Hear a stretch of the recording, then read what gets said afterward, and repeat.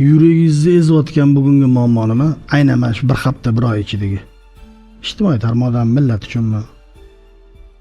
Endi bu Falastindagi holat, Uyg'urlarning holati bizni har doim yuragimizni qonatib turgan vaziyat. Undan boshqa muammolar muammo emas. Uyimizdagi, oilamizdagi, jamiyatdagi bo'layotgan muammolarni ularni oldida muammo deyish uyat. O'sha muammo insonning yuragini ezadi.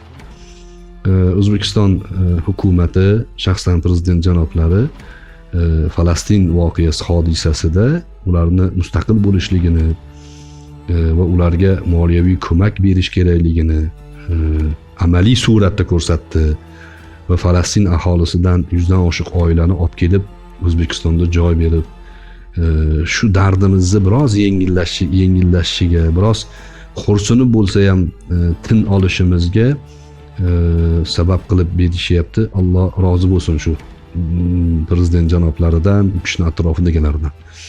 Eng katta dardimiz shu. Boshqa dardni dard demaymiz.